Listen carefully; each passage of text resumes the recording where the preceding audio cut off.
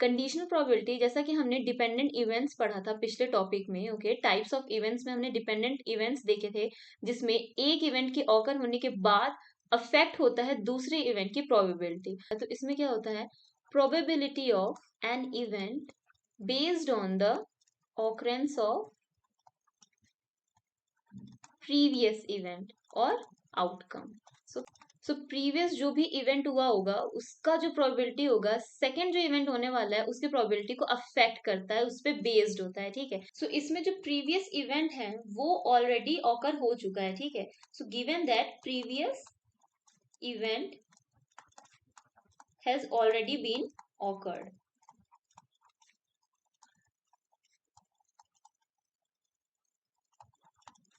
सो suppose अगर हमें probability of ए निकालना हो और बी ऑकर हो चुका हो, ठीक है। सो प्रोबेबिलिटी ऑफ बी समझ लीजिए आप फर्स्ट इवेंट है, probability of A second event है। तो इसका क्या मतलब हुआ, प्रोबेबिलिटी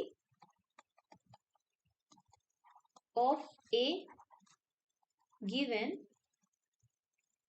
बी ऑलरेडी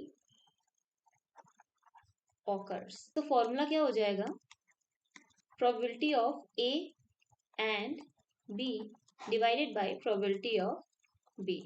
तो जो भी पहले का इवेंट होगा उसको डिवाइड करना है probability of A and B से, ओके। सो इसका एग्जांपल देखते हैं, medical diagnosis.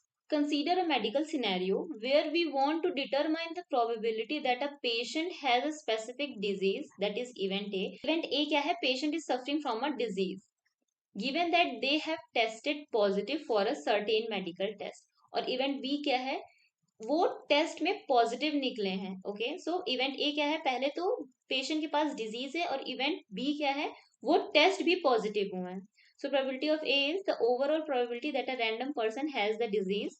Probability of B given A, the probability that a person with the disease test positive for the medical test. Probability of B क्या है, probability that a person random person test positive for the medical test, ठीक। Probability of A given B निकालें, वो test में positive है और वो सफर कर रहा है डिजीज से। So, इसी तरीके से कंडीशनल प्रोबेबिलिटी को आप समझ सकते हो। कंडीशनल प्रोबेबिलिटी का सबसे बड़ा यूज होता है बेस थ्योरम में। नेक्स्ट टॉपिक में हम बेस थ्योरम पढ़ेंगे, उसमें हम और अच्छी एग्जांपल से कोशिश करेंगे बेस थ्योरम में कंडीशनल प्रोबेबिलिटी के यूज केस को समझने का, ओके।